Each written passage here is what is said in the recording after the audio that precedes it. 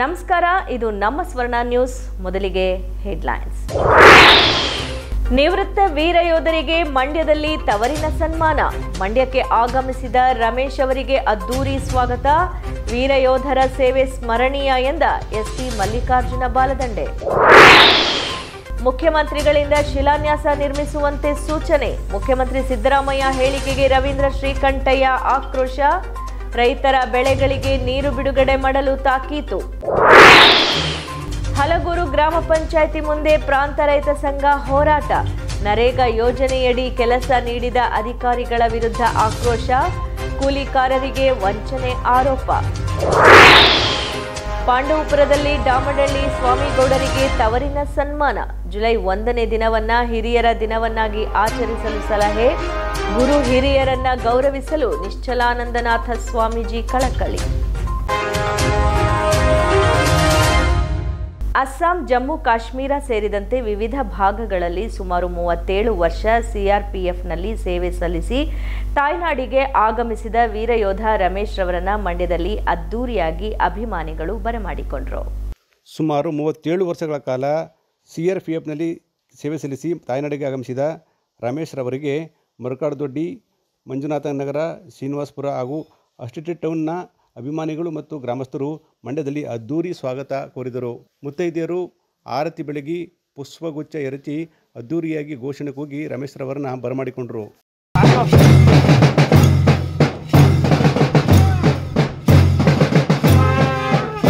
ನಂತರ ತೆರೆದ ಬೆಳ್ಳಿ ರಥದಲ್ಲಿ ರಮೇಶ್ ರವರನ್ನ ನಗರದ ಪ್ರಮುಖ ಬೀದಿಗಳಲ್ಲಿ ಮೆರವಣಿಗೆ ಮಾಡಲಾಯಿತು. ಜಿಲ್ಲಾ ಪೊಲೀಸ್ ವರಿಷ್ಠಾಧಿಕಾರಿಗಳಾದ ಮಲ್ಲಿಕಾರ್ಜುನ ಬಾಲದಂಡಿ ಬೆಳ್ಳಿ ರಥ ಮೆರವಣಿಗೆಗೆ ಚಾಲನೆ ನೀಡಿ ಶುಭ ಹಾರೈಸಿದರು. ಇದೇ ಸಂದರ್ಭದಲ್ಲಿ ನೂರಾರು ಯುವಕರು ಬೈಕ್ ಜಾಥಾ ನಡೆಸಿದರು. ಪ್ರತಿಯೊಬ್ಬರು ಯುವಕರು ಕೈಯಲ್ಲಿ ಭಾರತ ಮಾತೆಯ ಬಾವುಟ ಹಿಡಿದು ಜೈಕಾರ ಕೂಗಿದರು. ನಂತರ ಮಂಡ್ಯದ ಬಾಲಭವನದಲ್ಲಿ ನಡೆದ ಸರಳ ಸಮಾರಂಭದಲ್ಲಿ ಪಾಲ್ಗೊಂಡು ಮಾತನಾಡಿದ ಪೊಲೀಸ್ ವರಿಷ್ಠಾಧಿಕಾರಿ ಮಲ್ಲಿಕಾರ್ಜುನ ಬಾಲದಂಡೆ ಅವರು, ರಮೇಶ್ ರವರು ಅತ್ಯುತ್ತಮವಾಗಿ ಸೇವೆ ಸಲ್ಲಿಸಿದ್ದಾರೆ. ಸಿಆರ್ಪಿಎಫ್ನಲ್ಲಿ ಸೇವೆ ಸಲ್ಲಿಸಿ ತಾಯ್ನಾಡಿಗೆ ಆಗಮಿಸಿದ್ದಾರೆ. ದೇಶಕ್ಕಾಗಿ ಸೇವೆ ಸಲ್ಲಿಸಿದ್ದಾರೆ. ಅವರ ಕಾರ್ಯಾಚರಣೆ, ಅವರ ಸೇವೆ ಎಲ್ಲರಿಗೂ ಸ್ಫೂರ್ತಿ ತಂದಿದೆ ಮತ್ತು ಅವರು ಇತರರಿಗೆ ಮಾದರಿಯಾಗಿದ್ದಾರೆ ಅಂತ ಹೇಳಿದರು. ಅದೊಂದು ಅವಕಾಶ ಎಲ್ಲರಿಗೂ ಸಿಗೋದಿಲ್ಲ. ಕೆಲವು ಜನರಿಗೆ ಆ ಒಂದು ಸೇವೆ ಸಲ್ಲಿಸುವ ಅವಕಾಶ ಸಿಗ್ತದೆ. ಅಂತ ಅವಕಾಶ ಒಂದರಲ್ಲಿ ನಮ್ಮ ರಮೇಶ್ ಅವರು ಸಹಿತ ಅವರು ಪೂರ್ಣ ಒಂದು ಸೇವೆಯನ್ನ ಸಿಆರ್ಪಿಎಫ್ ನಲ್ಲಿ ಸಲ್ಲಿಸಿ ಅದರಲ್ಲಿ ಮುಖ್ಯವಾಗಿ ದೇಶದ ಉದ್ಯೋಗಕ್ಕೂ ಸಹಿತ ಅವರ ಒಂದು ಸೇವೆಯನ್ನು ಸಲ್ಲಿಸಿದ್ದಾರೆ ಮತ್ತು ಈ ಸಮಾಜಕ್ಕೆ ಸಹಿತ ಅವರಿಂದ ಇನ್ನಷ್ಟು ಹೆಚ್ಚಿನ ಒಂದು ಸೇವೆ ಸಿಗಲಿ ಅಂತ ಹಾರೈಸುತ್ತಾ ಇವತ್ತು ನಾವು ಬಹಳ ವಿಜೃಂಭಣೆಯಿಂದ ಈ ಒಂದು ಅವರನ್ನ ಬರಮಾಡಿಕೊಂಡಿದ್ವಿ. ನಮಗೆಲ್ಲ ಸಹಿತ ನಮ್ಮ ಪೊಲೀಸ್ ಇಲಾಖೆ ವತಿಯಿಂದ ನಾವು ವೈಯಕ್ತಿಕವಾಗಿ ಅಭಿನಂದನೆ ಸಲ್ಲಿಸುತ್ತಾ ಆತ್ಮೀಯ ಅಭಿನಂದನೆ ಸ್ವೀಕರಿಸಿ ಮಾತನಾಡಿದ ಯೋಧರಾದ ರಮೇಶ್ ರವರು, ಎತ್ತವರ ಆಶೀರ್ವಾದ ಹಾಗೂ ನಿಮ್ಮೆಲ್ಲರ ಸಹಕಾರದಿಂದ ಯಶಸ್ವಿಯಾಗಿ ಕೆಲಸ ಮಾಡಿ ತಾಯ್ನಾಡಿಗೆ ಬಂದಿದ್ದೇನೆ. ನನಗೆ ಅತ್ಯಂತ ಸಂತೋಷ ತಂದಿದೆ. ನಿಮ್ಮೆಲ್ಲರ ಅಭಿಮಾನ ಹೀಗೆ ಇರಲಿ. ನಾನು ನಿಮಗೆ ಚಿರಋಣಿಯಾಗಿದ್ದೇನೆ ಅಂತ ಹೇಳಿದರು. ನಾವು ಮುಖವಾಟು ಹರಿಯಾಣ ರೆಡಿ ಮಾಡಿ ಪಂಜಾಬ್, ಏಳಿಗೆ, ತ್ರಿಪುರ, ಅಸ್ಸಾಂ, ಮಣಿಪುರ್, ನಾಗಾಲ್ಯಾಂಡ್ ಅವು ಮತ್ತು ಯುಪಿ, ಛತ್ತೀಸ್ಗಢ, ಕೊಯಮತ್ತೂರು ಮತ್ತು ಬೆಂಗಳೂರಲ್ಲಿ ಕೂಡ ನಾನು ಸೇವೆ ಮಾಡಿ ನನ್ನ 37 ವರ್ಷ 2 ತಿಂಗಳ ಪೂರ್ಣಾವಧಿಯನ್ನು ಮುಗಿಸಿ ನಾನು ನಮ್ಮ ಸ್ವಂತ ಸ್ವಾಗತವನ್ನು ಕಟ್ಟಿದ್ದೀನಿ. ಅಂದರೆ ನಾನು ಓದಬೇಕಾದ್ರೆ 23 ವರ್ಷ ಹೋದಾಗ ಒಂದು ಯುವಜನವಾಗಿ ಓದಿದ್ದೆ. ಆದರೆ 60 ವರ್ಷ ಆದ್ಮೇಲೆ ನಾನು ಇದೇ ಥರ ನನ್ನ ಕೈಕಾಲುಗಳನ್ನ ಇಷ್ಟೊಂದು ಫಿಸಿಕಲ್ ಫಿಟ್ನೆಸ್ ಆಗಿ ಬಂದಿದ್ದೀನಿ. ಮತ್ತೆ ಹೇಳೋದಂತಂದ್ರೆ ಒಂದು ಗಾದೆ ಇದೆ, ನಾವು ನೆನೆಸಬೇಕು ಅಂತಂದ್ರೆ ನಾವು ಅನ್ನ ತಿನ್ನಬೇಕಾದ್ರೆ ರೈತರನ್ನ ಯೋಚನೆ ಮಾಡಬೇಕು, ಈ ರೈತರನ್ನ ಗಮನ ಮಾಡಬೇಕು, ಅನ್ನ ತಿನ್ನಬೇಕು. ಮತ್ತೆ ಮರಿಬೇಕು ಅಂತಂದ್ರೆ ನಮ್ಮ ಸೇನೆಯನ್ನ ನೆನೆಸ್ಕೊಂಡು ನಾವು ಮರಿಬೇಕು. ಇವೆರಡು ಬಹಳ ಮಹತ್ವಪೂರ್ಣವಾದದ್ದು. ನಿಜವೂ ಕೂಡ ದೇಶದ ಉದ್ಯೋಗಕ್ಕೂ ಬಹಳ ಒಳ್ಳೆಯ ಸೇವೆಯನ್ನು ಸಲ್ಲಿಸಿದ್ದಾರೆ. ಹಾಗೆ ಅವರು ಮುಂದಿನ ದಿನಗಳಲ್ಲಿ ಅವರ ಕುಟುಂಬದವರ ಜೊತೆಗೆ ಬೆಳವಣಿಗೆಂದು ನಮಗೆಲ್ಲರೂ ನಿಮ್ಮೆಲ್ಲರ 32 ವರ್ಷ 7 ತಿಂಗಳ ಸೇವೆ ಸಲ್ಲಿಸಿ ನಿವೃತ್ತಿಯನ್ನು ಸಕ್ಕರೆ ನಾಡಿನ ಆಕರೆಯ ಜನತೆಗೆ ಬಂದಿರುವ ಶ್ರೀಯುತ ರಮೇಶ್ ಸರ್ಗೆ ಇದೀಗ ಅಭಿನಂದನೆಯ ರಮೇಶ್ ಸರ್ಗಿಂದ ಅಭಿನಂದನಾ ನುಡಿಗಳ ಕೋರ್ತೀವಿ. ಈ ಸಂದರ್ಭದಲ್ಲಿ ರಮೇಶ್ ರವರ ಕುಟುಂಬದವರಾದ ಸೌಭಾಗ್ಯ, ದಿವ್ಯಾ, ಮುಖಂಡರಾದ ಸಿದ್ದರಾಜು, ಅಂಗಡಿ ನವಿ, ಯೋಗೀಶ್, ಗುರುಮೂರ್ತಿ, ಮುತ್ತಣ್ಣ, ಪುನಿ, ರಾಘು, ಆನಂದ್, ಸುನೀತಾ ಸೇರಿದಂತೆ ಅನೇಕ ಯುವಕರು ಪಾಲ್ಗೊಂಡಿದ್ದರು. ಕೆಆರ್ಎಸ್ ಅಣೆಕಟ್ಟೆ ತುಂಬಿದ ಹಿನ್ನೆಲೆಯಲ್ಲಿ ಬಾಗಿನ ಅರ್ಪಿಸಿದ ಮುಖ್ಯಮಂತ್ರಿ ಸಿದ್ದರಾಮಯ್ಯ ಅವರು ಜಿಲ್ಲೆಯಲ್ಲಿ ರೈತರ ಬೆಳೆಗಳಿಗೆ ನೀರು ಬಿಡುವುದನ್ನು ಬಿಟ್ಟು ಶಿಲಾನ್ಯಾಸ ನಿರ್ಮಿಸುವಂತೆ ಸೂಚಿಸಿರುವುದು ನಾಚಿಕೆಗೇಡಿನ ಸಂಗತಿ ಎಂದು ಮಾಜಿ ಶಾಸಕ ರವೀಂದ್ರ ಶ್ರೀಕಂಠಯ್ಯ ಕಿಡಿಕಾರಿದರು. ಕೆಆರ್ಎಸ್ ಅಣೆಕಟ್ಟೆ ತುಂಬಿದ ಹಿನ್ನೆಲೆಯಲ್ಲಿ ಬಾಗಿನ ಅರ್ಪಿಸಿದ ಮುಖ್ಯಮಂತ್ರಿ ಸಿದ್ದರಾಮಯ್ಯ ಅವರು ಜಿಲ್ಲೆಯಲ್ಲಿ ರೈತರ ಬೆಳೆಗಳಿಗೆ ನೀರು ನೀಡುವುದು ಬಿಟ್ಟು ಶಿಲಾನ್ಯಾಸ ನಿರ್ಮಿಸುವಂತೆ ಸೂಚಿಸಿರುವುದು ನಾಚಿಕೆಗೇಡಿನ ಸಂಗತಿ ಎಂದು ಮಾಜಿ ಶಾಸಕ ರವೀಂದ್ರ ಶ್ರೀಕಂಠಯ್ಯ ಕಿಡಿಕಾರಿದರು. ಸುದ್ದಿಗೋಷ್ಠಿಯಲ್ಲಿ ಮಾತನಾಡಿದ ಅವರು, ರೈತರ ಬೆಳೆಗೆ ನೀರು ನೀಡದೆ ಅಣೆಕಟ್ಟೆ ತುಂಬಿಸಿ ಜೂನ್ ತಿಂಗಳಿನಲ್ಲೇ ಅಣೆಕಟ್ಟೆ ತುಂಬಿದೆ ಎಂದು ಬೀಗುತ್ತಿರುವ ಕಾಂಗ್ರೆಸ್ ಸರ್ಕಾರ ಐತಿಹಾಸಿಕ ನೆನಪೆಂದು ಶಿಲಾನ್ಯಾಸ ನಿರ್ಮಿಸಲು ಮುಂದಾಗಿರುವುದು ಸರಿಯಲ್ಲ. ಬದಲಿಗೆ ನಾಲೆಗಳಿಗೆ ನೀರು ಹರಿಸಿ ರೈತರ ಬೆಳೆ ಕಾಪಾಡಲಿ ಎಂದರು. ಜಿಲ್ಲೆಯಲ್ಲಿ ರೈತರ ಬೆಳೆಗಳಿಗೆ ನೀರು ನೀಡುವುದನ್ನು ಬಿಟ್ಟು ಕಾಂಟ್ರಾಕ್ಟರ್ಗಳಂತೆ ವರ್ತಿಸುತ್ತಿರುವ ಜಿಲ್ಲಾ ಉಸ್ತುವಾರಿ ಸಚಿವರು ಹಾಗೂ ಶಾಸಕರು ರೈತರ ಪರವಾಗಿ ಕೆಲಸ ಮಾಡದೆ ಗುತ್ತಿಗೆದಾರರ ಪರವಾಗಿ ನಿಂತಿದ್ದಾರೆ. ಹಿಂದೆಲ್ಲ ಯಾವುದೇ ಕಾಮಗಾರಿ ನಡೆಯುತ್ತಿದ್ದರೂ ಕಾಮಗಾರಿ ನಿಲ್ಲಿಸಿ ರೈತರ ಬೆಳೆಗೆ ನೀರು ಹರಿಸಲಾಗುತ್ತಿತ್ತು. ಆದರೆ ನೀರು ನಿಲ್ಲಿಸಿ ಗುತ್ತಿಗೆದಾರರಿಗೆ ಅನುಕೂಲ ಮಾಡಿಕೊಡುತ್ತಿದ್ದಾರೆ ಎಂದು ಟೀಕಿಸಿದರು. ಕುಡಿಯೋ ನೀರು ಜಾನುವಾರುಗಳಿಗಾಗಲಿ ಅಥವಾ ನಿಂತಿರ್ತಕ್ಕಂಥ ಕಬ್ಬಿಗಾಗಲಿ, ತೆಂಗಿಗಾಗಲಿ, ಅಡಿಕೆಗಾಗಲಿ, ಕೆರೆ ಕಟ್ಟೆಗಳ ಸಂಪೂರ್ಣ ತುಂಬಿಸೋಕ್ಕಾಗಲಿ ನೀರು ಕೊಡಲಿಲ್ಲ. ಮೇ ತಿಂಗಳಲ್ಲಿ ನೀರು ನಿಲ್ಲಿಸಿದ್ರು. ಮೇ ತಿಂಗಳಿಂದ ಇಲ್ಲಿವರೆಗೂ ಕೂಡ ನಾಲೆಗೆ ನೀರು ಕೊಡಲಿಲ್ಲ. ಕಟ್ಟೆ ತುಂಬಿಕೊಳ್ಳದೆ ಏನಾಗುತ್ತೆ? ಜನಕ್ಕೆ ನೀವು ನೀರು ಕೊಟ್ಟರಲ್ವ ಕಟ್ಟೆ ಖಾಲಿ ಆಗೋದು. ಮತ್ತು ಅದು ಜೂನ್ ತಿಂಗಳಲ್ಲೋ ಜುಲೈ ತಿಂಗಳಲ್ಲೋ ತುಂಬಿಕೊಳ್ತೋದು, ಆಗಸ್ಟಲ್ಲೋ ತುಂಬಿಕೊಳ್ಳೋದು ನಡೀತಿತ್ತು. ನೀವು ಜನಕ್ಕೆ ನೀರೇ ಕೊಡ್ತಾ ಇಲ್ವಲ್ಲ. ನೀವೇನಿದ್ರು ಕಾಂಟ್ರಾಕ್ಟ್ರ್ ಪರ. ನೀವು ಇಲ್ಲಿರ್ತಕ್ಕಂಥ ರಾಜಕೀಯ ನಾಯಕರುಗಳು ಕಾಂಟ್ರಾಕ್ಟ್ರ್ ಪರ. ಜಿಲ್ಲೆಯ ಜನದ ಪರವಾಗಿ ನೀವು ನೀರು ಕೊಟ್ಟಿದ್ದಿದ್ರೆ ಜೂನ್ ತಿಂಗಳಲ್ಲಿ ನೀರು ತುಂಬಿಕೊಳ್ಳೋದು ಹೆಗ್ಗಳಿಕೆ ಅಂತ ನೀವೇನಾದ್ರು ಅಂದ್ಕೊಂಡಿದ್ರೆ, ನೀವು ಮಾಡ್ಕೊಂಡಿರೋ ಒಂದು ಪರಿಸ್ಥಿತಿಗೆ ಅದನ್ನು ನಾಚಿಕೆಗೇಡು ಅಂತ ನಾನು ಕರಿತೀನಿ. ಅದಕ್ಕೆ ಬೇರೆ ಶಿಲಾನ್ಯಾಸ ಮಾಡಿಸಿ ಅಂತ. ಸಿದ್ದರಾಮಯ್ಯನವರಂಥ ಪ್ರಬುದ್ಧ ರಾಜಕಾರಣಿ, ವಿಚಾರವಂತರು, ಯೋಗ್ಯರು ಯಾರ ಮಾರ್ಗದರ್ಶನದಲ್ಲಿ ಈ ಥರದ ಎಡವಟ್ಟು ಮಾಡಿದ್ರು ಅಂತ ನನಗೆ ಅರ್ಥ ಆಗ್ತಾ ಇಲ್ಲ. ಗೋಷ್ಠಿಯಲ್ಲಿ ಜೆಡಿಎಸ್ ಮುಖಂಡ ಲೋಕೇಶ್ ಇದ್ದರು. ದೇಶ ಮತ್ತು ರಾಜ್ಯದಲ್ಲಿ ಆಡಳಿತ ನಡೆಸುವ ಬಂಡವಾಳಶಾಹಿ ಭೂ ಮಾಲೀಕ ರಾಜಕೀಯ ಪಕ್ಷಗಳು ತಲತಲಾಂತರಗಳಿಂದಲೂ ದುಡಿಯುವ ವರ್ಗವನ್ನು ಶೋಷಣೆ ಮಾಡುತ್ತಾ ಶೋಷಿತರನ್ನ ದಮನ ಮಾಡುತ್ತಿದ್ದಾರೆ ಎಂದು ಕರ್ನಾಟಕ ಪ್ರಾಂತ ರೈತ ಸಂಘದ ಮಳವಳ್ಳಿ ತಾಲೂಕು ಅಧ್ಯಕ್ಷರಾದ ಭರತ್ ರಾಜ್ ತಿಳಿಸಿದರು. ಮಹಾತ್ಮ ಗಾಂಧಿ ಉದ್ಯೋಗ ಖಾತ್ರಿ ಯೋಜನೆಯಡಿ ಕೆಲಸ ನೀಡದಿರುವ ಅಧಿಕಾರಿಗಳ ವಿರುದ್ಧ ಪ್ರಾಂತ ರೈತ ಸಂಘ ಪ್ರತಿಭಟನೆ ನಡೆಸಿತು.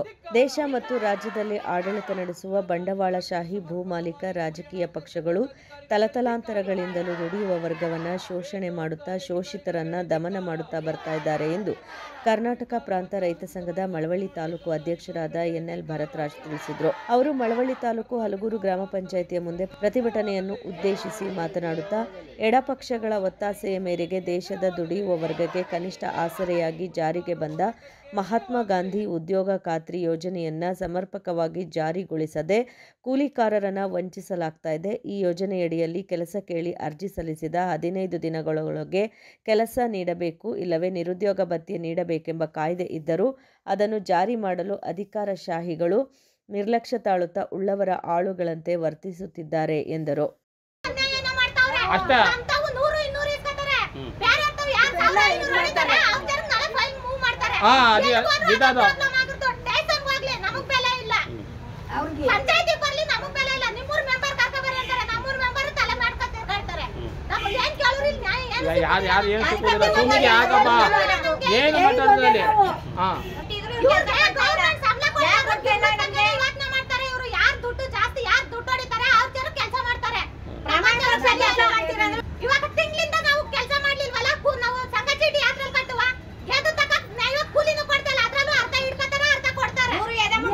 ಹಲಗೂರು ಗ್ರಾಮ ಪಂಚಾಯತಿಗೆ ಒಬ್ಬರು ಪೂರ್ಣಕಾಲದ ಅಭಿವೃದ್ಧಿ ಅಧಿಕಾರಿಯನ್ನು ನೇಮಿಸಬೇಕು ಎಂದು ಎನ್ಎಲ್ ಭರತ್ರಾಜ್ ಒತ್ತಾಯಿಸಿದರು. ಪ್ರತಿಭಟನೆಯಲ್ಲಿ ಪ್ರಮೀಳಾ, ಮಹದೇವು, ಗಣೇಶ್, ಗೊಲ್ಲರಹಳ್ಳಿ ಸಾಗ್ಯ, ಶಿವಕುಮಾರ್, ಮೂರ್ತಿ, ಶಾಂಭವಿ, ಜ್ಯೋತಿ, ಮಹದೇವಮ್ಮ, ಕುಮಾರ್, ಮಂಜು ಭಾಗವಹಿಸಿದ್ರು. ಕೆಆರ್ಪೇಟೆ ಕೃಷ್ಣ ಪ್ರತಿಷ್ಠಾನದ ವತಿಯಿಂದ ವಿವಿಧ ಕ್ಷೇತ್ರದಲ್ಲಿ ಸಾಧನೆ ಮಾಡಿದ ಸಾಧಕರು ಹಾಗೂ ಪ್ರತಿಭಾವಂತ ವಿದ್ಯಾರ್ಥಿಗಳಿಗೆ ಮಾಜಿ ಸ್ಪೀಕರ್ ಕೃಷ್ಣ ಪ್ರಶಸ್ತಿ ಪ್ರದಾನ ಸಮಾರಂಭ ಕೆಆರ್ಪೇಟೆ ಪಟ್ಟಣದಲ್ಲಿ ಅದ್ದೂರಿಯಾಗಿ ನಡೆಯಿತು. ಕೆಆರ್ಪೇಟೆ ಕೃಷ್ಣ ಪ್ರತಿಷ್ಠಾನದ ಆಶ್ರಯದಲ್ಲಿ ಕೃಷ್ಣ ಅವರ 85ನೇ ವರ್ಷದ ಹುಟ್ಟುಹಬ್ಬದ ಅಂಗವಾಗಿ ನಾಡಿನ ವಿವಿಧ ಸಾಧಕರಿಗೆ ಹಮ್ಮಿಕೊಂಡಿದ್ದ ಅಭಿನಂದನಾ ಕಾರ್ಯಕ್ರಮ ಹಾಗೂ ಅತಿ ಹೆಚ್ಚು ಅಂಕ ಪಡೆದಿರುವ ವಿದ್ಯಾರ್ಥಿಗಳಿಗೆ ಪ್ರತಿಭಾ ಪುರಸ್ಕಾರ ನೀಡಿ ಕೃಷ್ಣ ಪ್ರಶಸ್ತಿ ಪ್ರದಾನ ಮಾಡಿ BR ಪಾಟೀಲ್ ರವರು ಮಾತನಾಡಿದರು. ಕಾಂಗ್ರೆಸ್, ಬಿಜೆಪಿ, ಜೆಡಿಎಸ್ ಸೇರಿದಂತೆ ಎಲ್ಲ ರಾಜಕೀಯ ಪಕ್ಷಗಳು ಬಡಜನರ ಬಗ್ಗೆ ಕಾಳಜಿ ವಹಿಸದೆ ಶ್ರೀಮಂತರ ಪರವಾಗಿ ಕೆಲಸ ಮಾಡುತ್ತಾ ನೈತಿಕವಾಗಿ ದಿವಾಳಿತನವನ್ನು ಪ್ರದರ್ಶನ ಮಾಡಿ ತನ್ನತನವನ್ನು ಕಳೆದುಕೊಂಡಿವೆ ಎಂದು ದೂರಿದರು. ರಿಯಲ್ ಎಸ್ಟೇಟ್ ಕುಳಗಳು, ಶ್ರೀಮಂತರು ಹಾಗೂ ಗಣಿಧನಿಗಳು ಸೇರಿದಂತೆ ಪಟ್ಟಭದ್ರ ಹಿತಾಸಕ್ತಿಗಳನ್ನು ಹೋಲಿಕೆ ಮಾಡುತ್ತಾ ಹಣಬಲ ಹಾಗೂ ತೋಳ್ಬಲದಿಂದ ಅಧಿಕಾರವನ್ನು ಹಿಡಿಯಲು ರಹದಾರಿ ನೀಡುತ್ತಿವೆ. ಇಂದಿನ ರಾಜಕಾರಣಿಗಳಲ್ಲಿ ಪ್ರಜಾಪ್ರಭುತ್ವದ ಮೌಲ್ಯಗಳು ಹಾಗೂ ತತ್ವ ಸಿದ್ಧಾಂತಗಳು ಕಣ್ಮರೆಯಾಗುತ್ತಿದ್ದಾವೆ ಅಂತ ವಿಷಾದ ವ್ಯಕ್ತಪಡಿಸಿದರು. ವಿಧಾನಸಭಾ ಅಧ್ಯಕ್ಷರಾದ ಕೆಆರ್ಪೇಟೆ ಕೃಷ್ಣ ಹಾಗೂ BG ಬಣಕಾರ್ ಅವರು ಮಾತ್ರ ತಮ್ಮ 40 ವರ್ಷಗಳ ಸುದೀರ್ಘ ರಾಜಕಾರಣ ಜೀವನದಲ್ಲಿ ಶಾಸಕರಾಗಿ, ಸಚಿವರಾಗಿ, ಲೋಕಸಭಾ ಸದಸ್ಯರಾಗಿ, ರಾಜ್ಯಸಭಾ, ವಿಧಾನಸಭಾ ಸದಸ್ಯರಾಗಿ ವಿವಿಧ ಹಂತಗಳಲ್ಲಿ ಬದ್ಧತೆಯಿಂದ ಕೆಲಸ ಮಾಡಿದ್ದಾರೆ ಅಂತ ಹೇಳಿದರು.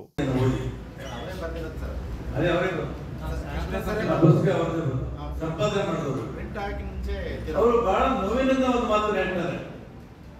ನಮ್ಮ ಊರಿನವರು ಎಂದು ಎನಿಸಿಕೊಂಡೆ ಅವರು ಗಿರಣಿಗಳಂತಾಗಿ ಶೋಷಣೆ ಮಾಡುತ್ತಿರ್ಬೋದು. ಇದು ಬಹಳ ಸತ್ಯ. ನಮ್ಮ ಹತ್ರ ಟ್ರಾನ್ಸ್ಫರ್ ಬರೋರೆಲ್ಲ ನಾವು ನಮ್ಮ ಜಾತಿಯವರು, ನಿಮ್ಮ ತಾಲೂಕಿನವರು, ನಮ್ಮ ಜಿಲ್ಲೆಯವರು, ನಾವು ಹೈದರಾಬಾದ್ ಕರ್ನಾಟಕದವರು ಅಂತ ಹೇಳಿ ಬರ್ತಾರಲ್ಲ, ಕೊನೆಗೆ ಅವರು ತಗಣಿಗಳಾಗಿನೇ ನಮಗೆ ಕಾಟ ಕೊಡ್ತಾರೆ. ಇದು ಕೃಷ್ಣ ಅವರ ಮಾತಿನಲ್ಲಿ ಬಹಳ ಸತ್ಯ ಇದೆ.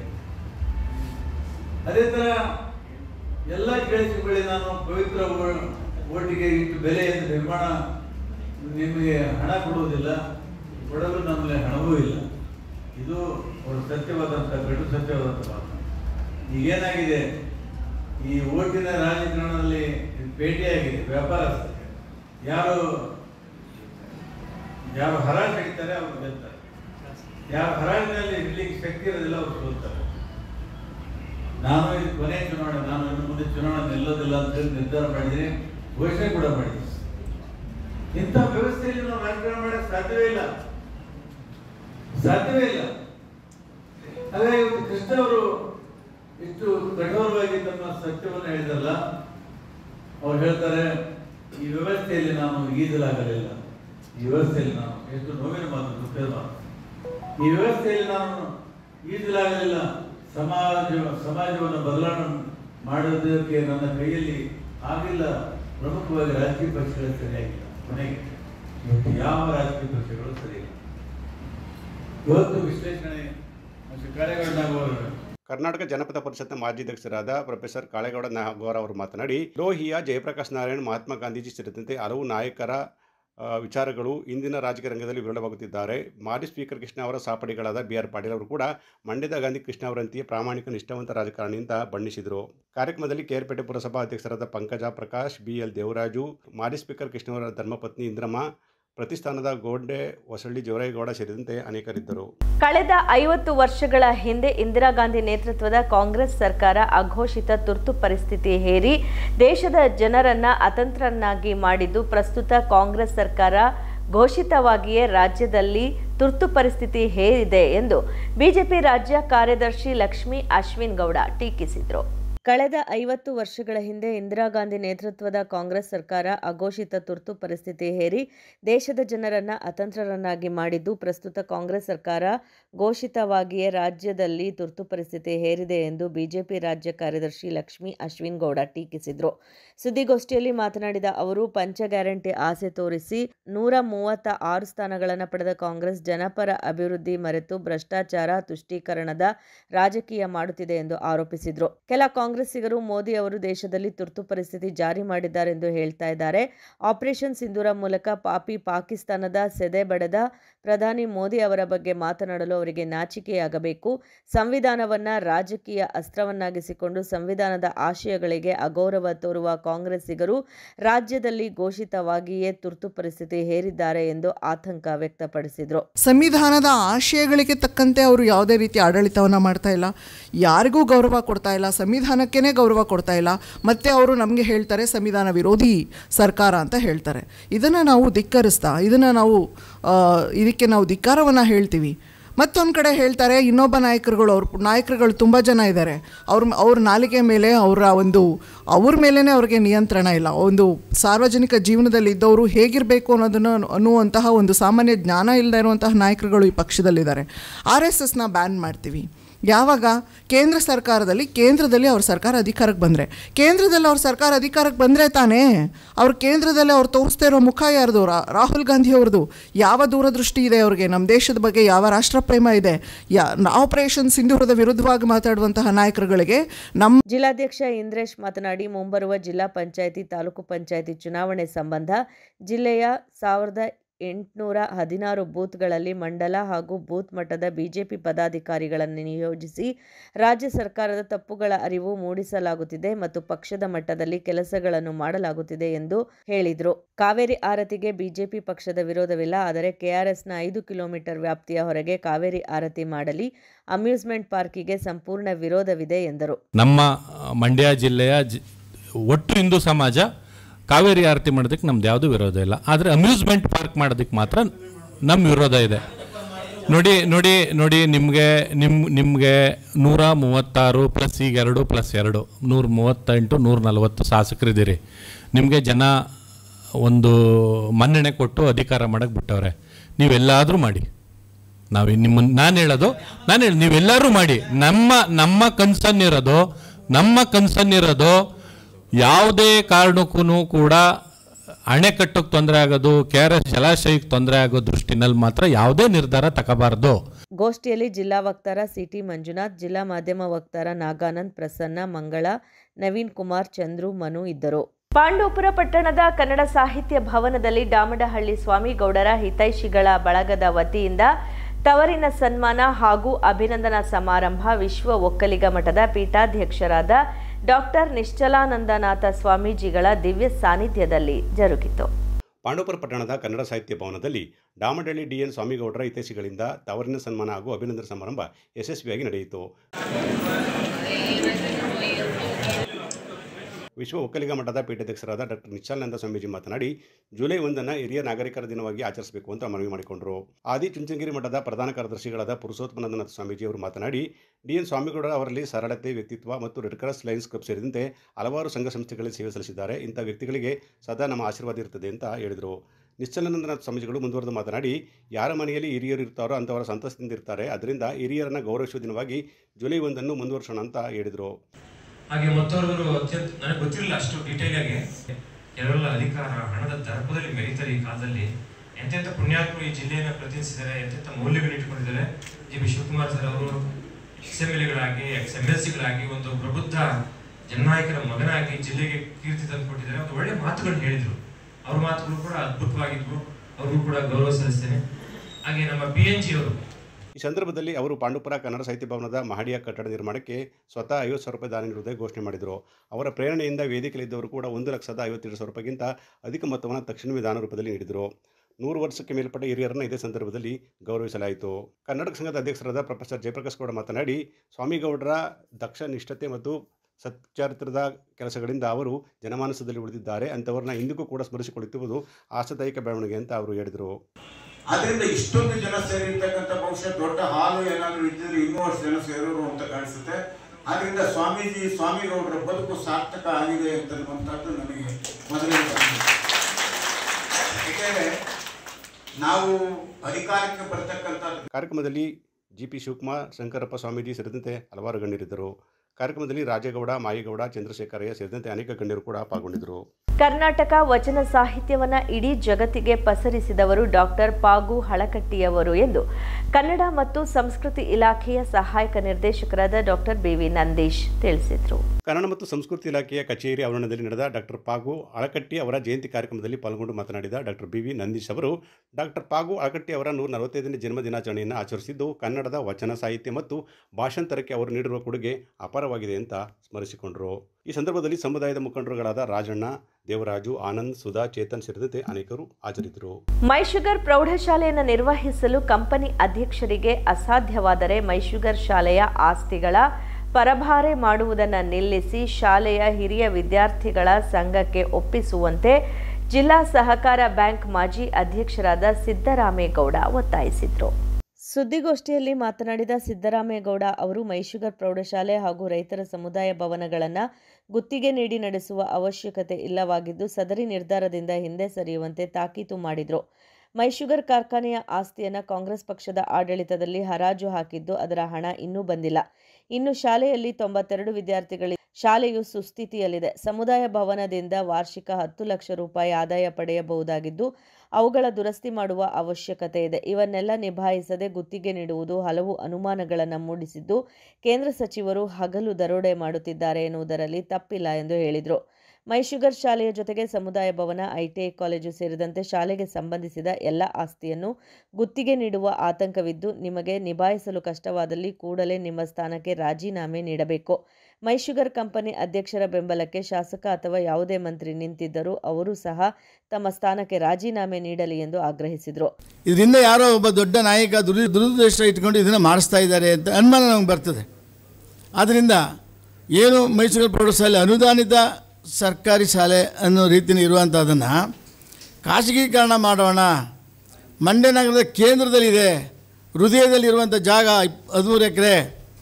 ಇವತ್ತು ಮಾಡ್ತಾರೆ, ನಾಳೆ ವಿದ್ಯಾರ್ಥಿಗಳು ಬರಲಿಲ್ಲ, ಸರ್ಕಾರದಿಂದ ಯಾವ ಆಸ್ತಿ ಹೋಗಿದ್ರೂ ಕೂಡ ಗುತ್ತಿಗೆ ಆದಾದ ಮೇಲೆ ಅದು ರಿಟರ್ನ್ ಆಗೇ ಇಲ್ಲ, ಕಾಯಂ ಆಗೋದು ಖಾಸಗೀಕರಣನೇ.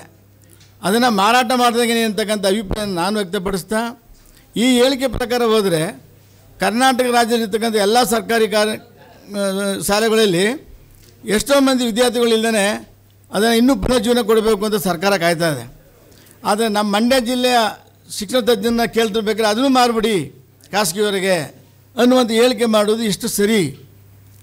ಗೋಷ್ಠಿಯಲ್ಲಿ ಮತ್ತೋರ್ವ ಜಿಲ್ಲಾ ಸಹಕಾರ ಬ್ಯಾಂಕ್ ಮಾಜಿ ಅಧ್ಯಕ್ಷ ಹಾಗೂ ಮೈಶುಗರ್ ರೈತರ ಕ್ಷೇಮಾಭಿವೃದ್ಧಿ ಟ್ರಸ್ಟ್ನ ಮಾಜಿ ಟ್ರಸ್ಟಿ ಕೀಲಾರ ಕೃಷ್ಣ ಇದ್ದರು. ಪಾಂಡವಪುರ ಪಟ್ಟಣದ ನೇಗಿಲಯೋಗಿ ಸಮಾಜ ಸೇವಾ ಟ್ರಸ್ಟ್ ವತಿಯಿಂದ ಕೆಂಪೇಗೌಡರ ಜಯಂತಿಯನ್ನು ಇತ್ತೀಚೆಗೆ ಸರಳವಾಗಿ ಆಚರಿಸಲಾಯಿತು. ಪಾಂಡವಪುರ ಪಟ್ಟಣದ ನೇಗಿಲಯೋಗಿ ಸಮಾಜ ಸೇವಾ ಟ್ರಸ್ಟ್ ವತಿಯಿಂದ 516ನೇ ಕೆಂಪೇಗೌಡ ಜಯಂತಿಯನ್ನು ಇತ್ತೀಚೆಗೆ ಸರಳವಾಗಿ ಮತ್ತು ಅರ್ಥಪೂರ್ಣವಾಗಿ ಆಚರಿಸಲಾಯಿತು. ಈ ಸಂದರ್ಭದಲ್ಲಿ ತಾಲೂಕಿನಾದ್ಯಂತ ಶಿಕ್ಷಣ ಕ್ಷೇತ್ರದಲ್ಲಿ ಉತ್ತಮ ಸಾಧನೆ ಮಾಡಿದ ವಿದ್ಯಾರ್ಥಿಗಳನ್ನು ಆತ್ಮೀಯವಾಗಿ ಗೌರವಿಸಲಾಯಿತು. ಕಾರ್ಯಕ್ರಮದಲ್ಲಿ ಪಾಲ್ಗೊಂಡು ಮಾತನಾಡಿದ ಭಾಸ್ಕರ್ ಅವರು, ಕೆಂಪೇಗೌಡರು ಸಮಾಜದ ಎಲ್ಲ ವರ್ಗದ ಜನತೆಗೆ ಅನುಕೂಲವಾಗುವಂತಹ ಕೆರೆ, ದೇವಾಲಯ, ಕೋಟೆ, ಉದ್ಯಾನವನಗಳ ನಿರ್ಮಾಣದ ಮೂಲಕ ನಾಡಿನ ಅಭಿವೃದ್ಧಿಗೆ ಮುಂದಾಗಿದ್ದಾರೆ ಅಂತ ಹೇಳಿದರು. ಮಕ್ಕಳ ಸಾಹಿತ್ಯ ಪರಿಷತ್ನ ಅಧ್ಯಕ್ಷ ಧನ್ಯಕುಮಾರ್ ಮಾತನಾಡಿ, ಕೆಂಪೇಗೌಡರ ಜಯಂತಿ ಬಹುಮುಖ್ಯವಾಗಿದ್ದು ಇವರು ಸಮಾಜಕ್ಕೆ ನೀಡಿದ ಕೊಡುಗೆ ಅಪಾರವಾಗಿದೆ.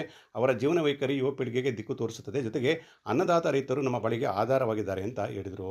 ನಿರ್ಮಿಸುವಂತ ಸಂದರ್ಭದಲ್ಲಿ ಕೆರೆಗೆ ನೀರು ಬಂದಿಲ್ಲ ಅಂದ್ರೆ ಸೊಸೆಯನ್ನೇ ಬಲಿ ಕೊಟ್ಟಂತ ಸನ್ನಿವೇಶಗಳು ಇದ್ದಾವೆ. ಇವತ್ತು ಅಂತ ಸ್ಥಿತಿ ಇದೆಯಾ? ಅಂತ ಕೆರೆಗಳನ್ನ ನಾವು ಮುಚ್ಚಿ ಇವತ್ತು ಬಂಗ್ಲೆಗಳು ಕಟ್ಕೊಂಡಿದ್ದೀವಿ, ರೆಸಾರ್ಟ್ಗಳು ಕಟ್ಕೊಂಡಿದ್ದೀವಿ, ಐಷಾರಾಮಿ ಜೀವನವನ್ನ ನಡೆಸ್ತಾ ಇದೀವಿ ಕೆರೆಗಳು ಕಟ್ಕೊಂಡು. ಇವತ್ತು ಬೆಂಗಳೂರು ನಗರದಲ್ಲಿ ದೊಡ್ಡ ಮಳೆ ಆದ್ರೆ ಆ ಬೆಂಗಳೂರು ನೀರಿನಲ್ಲಿ ಮುಳುಗೋಗದೆ, ಆ ಮನೆ ಮುಳುಗೋಗದೆ, ಆ ಏರಿಯಾ ಮುಳುಗೋಗದೆ ಅಂತ ನಿಜ. ಯಾಕೆಂದ್ರೆ ನಾವು ಅವ್ರ ಜಾಗಕ್ಕೆ ಹೊಂಟೋಗಿವಿ. ಅವು ನೀರು ಎಲ್ಲಿ ನಿಂತ್ಕೊತಿತ್ತು ಅದನ್ನ ನಾವು ಆವರಿಸ್ಕೊಟ್ಟು ನಾವು ಅಲ್ಲವಾಗ ವಾಸ ಇದ್ರೆ ಆ ನೀರೆಲ್ಲ ಹೋಗುತ್ತೆ. ನಾನಿದ್ದ ಜಾಗಕ್ಕೆ ನೀರು ಬಂದಿದ್ದೀಯ ಈಗ ಅನುಭವಿಸುವಂತ ಇದ್ದಾವೆ ಮಳೆಗಳು. ಅಂತ ಸ್ಥಿತಿ ಬಂದಿದೆ. ನಿಜಕ್ಕೂ ಕೂಡ ಇವೆಲ್ಲ ನಮ್ಮ ಪೂರ್ವಿಕರು ಹಾಕೊಟ್ಟಿದ್ದಾರಲ್ಲ, ಅವೆಲ್ಲವೂ ಕೂಡ ನಾವು ಒಂದಷ್ಟು ಆಚರಣೆಯನ್ನು ಮಾಡಬೇಕು. ಇವತ್ತು ನಾಡಪ್ರಭು ಕೆಂಪೇಗೌಡರ ಜಯಂತಿ ಯಾಕೆ ಮಾಡ್ತೀವಿ, ಅಂಬೇಡ್ಕರ್ ಜಯಂತಿ ಯಾಕೆ ಮಾಡ್ತೀವಿ, ಬಸವಣ್ಣವ್ರ ಜಯಂತಿ ಯಾಕೆ ಮಾಡ್ತೀವಿ, ಮಹಾನ್ ವ್ಯಕ್ತಿಗಳ ಜಯಂತಿ ಯಾಕೆ ಮಾಡ್ತೀವಿ ಅಂದ್ರೆ ಅವರು ಗುರುತರವಾದಂತ ಈ ಸಮಾಜಕ್ಕೆ ಏನಾದ್ರು ಒಂದಷ್ಟು ಒಳ್ಳೆ ಕೊಡುಗೆಯನ್ನು ಕೊಟ್ಟು ಹೋಗಿದ್ದಾರೆ. ಅವೆಲ್ಲವೂ ಕೂಡ ಇವತ್ತಿನ ಯುವ ಪೀಳಿಗೆಗೆ ಮಾರ್ಗದರ್ಶಕವಾಗಿ ಅವೆಲ್ಲವನ್ನು ಕೂಡ ಆಚರಣೆ ತರೋ ನಿಟ್ಟಿನಲ್ಲಿ ಆಗ್ಬೇಕು ಅಂತ ಹೇಳಿ ಜಯಂತಿಗಳನ್ನ ಆಚರಿಸ್ತಾ ಇದೀವಿ. 98% ತೆಗೆದು ತುಂಬ ಖುಷಿ ಇದೆ. ಸೊ ಎಲ್ರಿಗೂ ಥ್ಯಾಂಕ್ಸ್. ಸೊ 2 ವರ್ಷ ಹಾರ್ಡ್ ವರ್ಕ್ ಮಾಡಿ ಕನ್ಸಿಸ್ಟೆನ್ಸಿಯಿಂದ ಓದಿರೋದಕ್ಕೆ ಸಾರ್ಥಕ ಅಂತ ಅನಿಸುತ್ತೆ. ಸೊ ಹಾರ್ಡ್ ವರ್ಕ್ ಎಲ್ಲ ವ್ಯಾಲ್ಯೂ ಸಿಗ್ತದೆ. ಕಾರ್ಯಕ್ರಮದಲ್ಲಿ ಲಯನ್ ಕ್ಲಬ್ ನಿರ್ದೇಶಕರಾದ ಸಿಡಿ ಕೃಷ್ಣ, ಮಲ್ಲಿಕಾರ್ಜುನ್, ಲೇಖಕ ಸ್ವಾಮಿಗೌಡ, ಸಾಹಿತಿ ಚಂದ್ರಶೇಖರಯ್ಯ, ಕುಬೇರಪ್ಪ, ರಾಜೀವ್ ಸೇರಿದಂತೆ ಅನೇಕ ಗಣ್ಯರು ಪಾಲ್ಗೊಂಡಿದ್ದರು. ಕೆಆರ್ಪೇಟೆ ವಿಧಾನಸಭಾ ಕ್ಷೇತ್ರದಲ್ಲಿ ಹಮ್ಮಿಕೊಂಡಿದ್ದ ಜನರೊಂದಿಗೆ ಜನತಾದಳ ಜೆಡಿಎಸ್ ಪಕ್ಷದ ಸದಸ್ಯತ್ವ ನೋಂದಣಿ ಕಾರ್ಯಕ್ರಮದಲ್ಲಿ ಜೆಡಿಎಸ್ ಪಕ್ಷದ ಯುವ ನಾಯಕ ನಿಖಿಲ್ ಕುಮಾರಸ್ವಾಮಿ ಪಾಲ್ಗೊಂಡು ಮುಖ್ಯಮಂತ್ರಿ ಸಿದ್ದರಾಮಯ್ಯ ವಿರುದ್ಧ ಆಕ್ರೋಶ ವ್ಯಕ್ತಪಡಿಸಿದರು. ಕೇರ್ಪೇಟೆ ವಿಧಾನಸಭಾ ಕ್ಷೇತ್ರದಲ್ಲಿ ಹಮ್ಮಿಕೊಂಡಿದ್ದ ಜನರೊಂದಿಗೆ ಜನತಾದಳ ಜೆಡಿಎಸ್ ಪಕ್ಷದ ಸದಸ್ಯತ್ವ ನೋಂದಣಿ ಅಭಿಯಾನಕ್ಕೆ ಚಾಲನೆ ನೀಡಿ ಮಾತನಾಡಿದ ನಿಖಿಲ್ ಕುಮಾರಸ್ವಾಮಿ, ಯಾರೋ ಕಟ್ಟಿದ ಪಕ್ಷದಲ್ಲಿ ಹೋಗಿ ಅಧಿಕಾರ ಅನುಭವಿಸುತ್ತಿರುವುದು ನೀವು. 2013ರಲ್ಲಿ ಪರಿಶಿಷ್ಟ ನಾಯಕರನ್ನ ಮಣಿಸಿದ್ದು ಯಾರು? ಈಗ ಮಲ್ಲಿಕಾರ್ಜುನ ಖರ್ಗೆಯನ್ನು ಅವರನ್ನ ರಾಷ್ಟ್ರಕ್ಕೆ ಕಳುಹಿಸಿದ್ರಿ. ಯಾರೋ ಕಟ್ಟಿದ ಗೂಡಿಗೆ ಹೋಗಿ ವಾಸ ಮಾಡ್ತಿರೋದು ನೀವು. ನಮ್ಮ ಪಕ್ಷದ ಬಗ್ಗೆ ನೀವು ಮಾತಾಡಬೇಡಿ ಅಂತ ಅವರು ವಾಗ್ದಾಳಿ ನಡೆಸಿದರು. 2004ರಲ್ಲಿ ಕಾಂಗ್ರೆಸ್ನ ಜೊತೆ ಜೆಡಿಎಸ್ ಸಮ್ಮಿಶ್ರ ಸರ್ಕಾರ ಮಾಡಿತ್ತು. ಆಗ ಡಿ.ಸಿ.ಎಂ ಆಗಿದ್ದವರು ಯಾರು? ನಿಮ್ಮನ್ನು ಗುರುತಿಸಿ ಅಧಿಕಾರ ಕೊಟ್ಟು ಬೆಳೆಸಿದ್ದು ಯಾರು? ಇಷ್ಟು ಬೇಗ ಜೆಡಿಎಸ್ನ ಮರೆತುಬಿಟ್ರ? ಸಿಎಂ ಸಿದ್ದರಾಮಯ್ಯ ವಿರುದ್ಧ ನಿಖಿಲ್ ಕುಮಾರಸ್ವಾಮಿ ಈ ರೀತಿ ವಾಗ್ದಾಳಿಯನ್ನು ನಡೆಸಿದರು. ಜೆಡಿಎಸ್ ಪಕ್ಷದಲ್ಲಿರುವ ಕಾರ್ಯಕರ್ತರು 2 ಪಕ್ಷಗಳಲ್ಲೂ ಸಿಗಲ್ಲ, ಚಿನ್ನದಂಥ ಕಾರ್ಯಕರ್ತರು ನಮ್ಮಲ್ಲಿದ್ದಾರೆ ಅಂತ ನಿಖಿಲ್ ಹೇಳಿದರು. ಕಾರ್ಯಕ್ರಮದಲ್ಲಿ ಕೇರ್ಪೇಟೆ ಶಾಸಕರಾದ ಮಂಜು, ಮಾಜಿ ಶಾಸಕರಾದ ಅನ್ನದಾನಿ, ಸುರೇಶ್ ಗೌಡ, ರಾಜ್ಯ ವಕ್ತಾರರಾದ ಅಶ್ವಿನ್ ಕುಮಾರ್, ಜಿಲ್ಲಾಧ್ಯಕ್ಷರಾದ ರಮೇಶ್, ಮಹಿಳಾ ಅಧ್ಯಕ್ಷರಾದ ರೇಖಾ ಸೇರಿದಂತೆ ಅನೇಕರಿದ್ದರು. ಬೆಳೆ ಸಮೀಕ್ಷೆಯ ವರದಿಯನ್ನು ಆಧರಿಸಿ ಜಿಲ್ಲೆಯಲ್ಲಿ ಕೃಷಿ ಹಾಗೂ ತೋಟಗಾರಿಕೆ ಬೆಳೆ ವಿಸ್ತೀರ್ಣ ಎಣಿಕೆ ಕಾರ್ಯವನ್ನು ಆರಂಭ ಮಾಡುವಂತೆ ಜಿಲ್ಲಾಧಿಕಾರಿ ಡಾಕ್ಟರ್ ಕುಮಾರ ಕೃಷಿ ಇಲಾಖೆಯ ಅಧಿಕಾರಿಗಳಿಗೆ ಸೂಚನೆಯನ್ನು ನೀಡಿದರು. ಬೆಳೆ ಸಮೀಕ್ಷೆಯ ವರದಿಯನ್ನು ಆಧರಿಸಿ ಜಿಲ್ಲೆಯಲ್ಲಿ ಕೃಷಿ ಹಾಗೂ ತೋಟಗಾರಿಕೆ ಬೆಳೆ ವಿಸ್ತೀರ್ಣ ಎಣಿಕೆ ಕಾರ್ಯ ಮಾಡಬೇಕು ಅಂತ ಜಿಲ್ಲಾಧಿಕಾರಿ ಕುಮಾರ ಕೃಷಿ ಇಲಾಖೆ ಅಧಿಕಾರಿಗಳಿಗೆ ತಿಳಿಸಿದರು. ಜಿಲ್ಲಾ ಪಂಚಾಯತ್ನ ಕಾವೇರಿ ಸಭಾಂಗಣದಲ್ಲಿ ನಡೆದ ಅಧಿಕಾರಿಗಳ ಸಭೆಯಲ್ಲಿ ಮಾತನಾಡಿದ ಅವರು, ಬೆಳೆ ಸಮೀಕ್ಷೆಯಲ್ಲಿ ನೀಡಿದ ಗುರಿ ತಲುಪದ PR ಪ್ರೈವೇಟ್ ರೆಸಿಡೆನ್ಸಿ ಅವರನ್ನು ಬದಲಾವಣೆ ಮಾಡಿ ಹೊಸಬರನ್ನು ಆಯ್ಕೆ ಮಾಡಿಕೊಳ್ಳಿ ಅಂತ ಹೇಳಿದರು.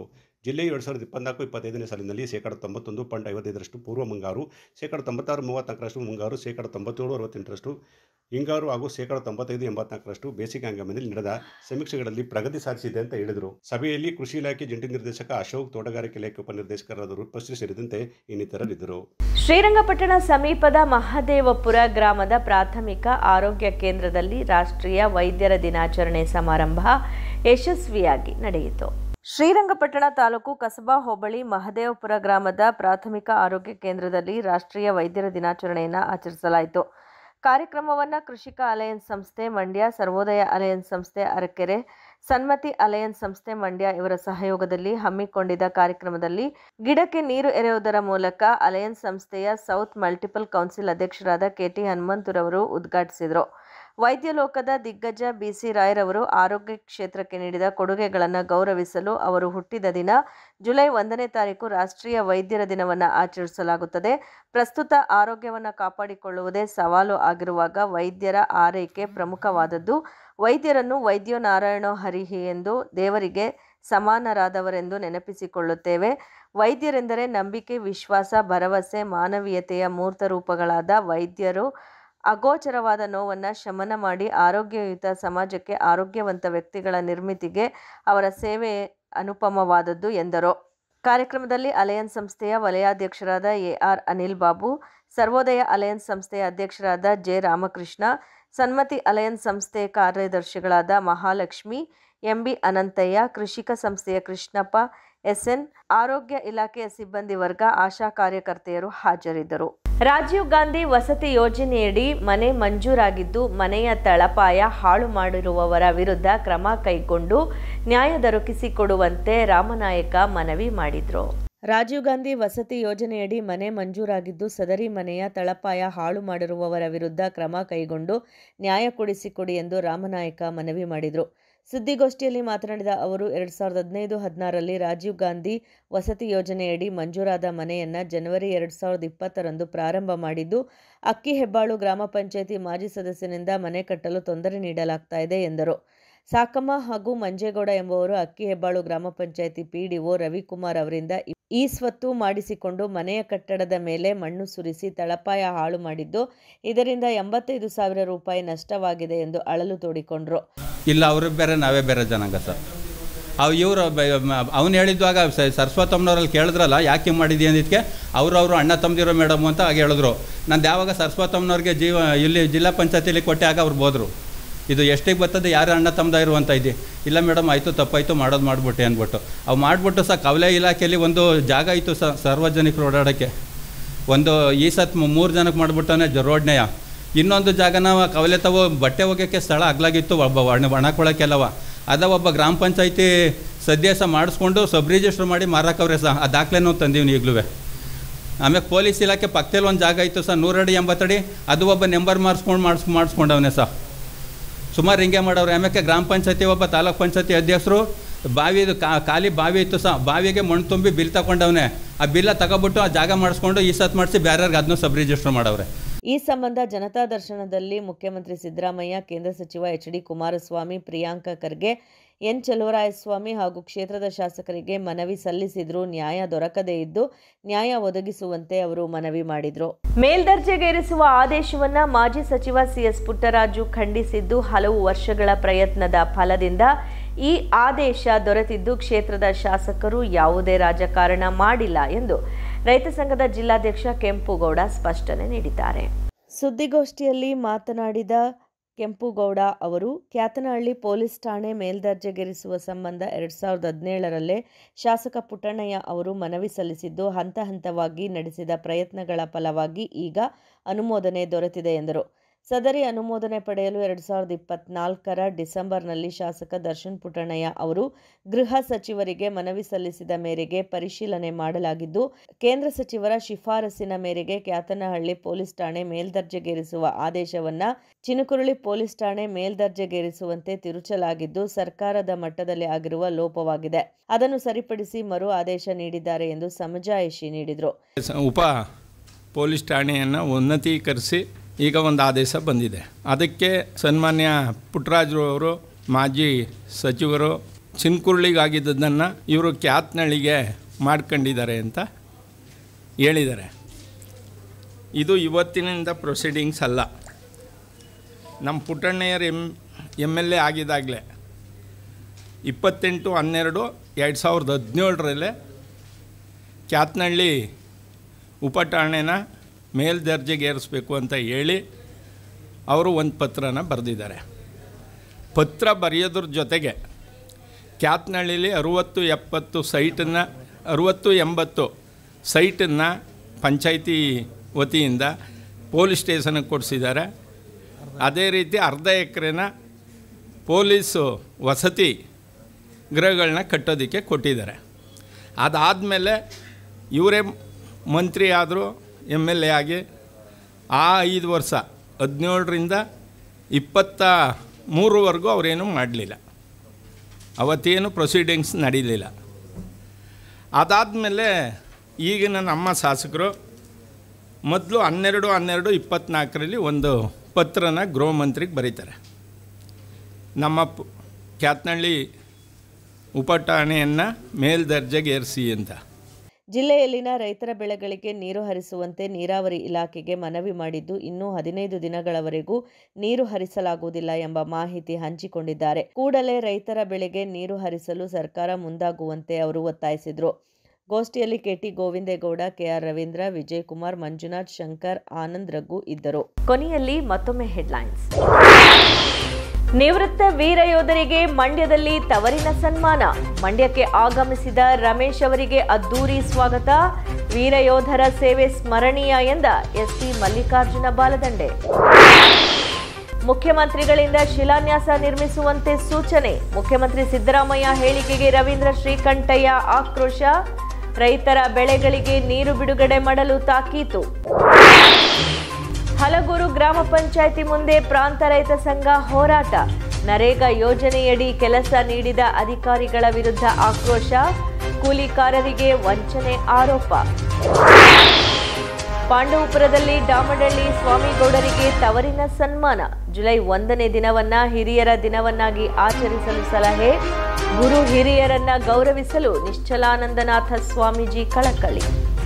ಇದಿಷ್ಟು ಇವತ್ತಿನ ಸುದ್ದಿಗಳು. ನಮ್ಮ ಸ್ವರ್ಣ ಟಿವಿ, ಇದು ಬಾಂಧವ್ಯಗಳ ಬೆಸುಗೆ. ವಂದನೆಗಳು.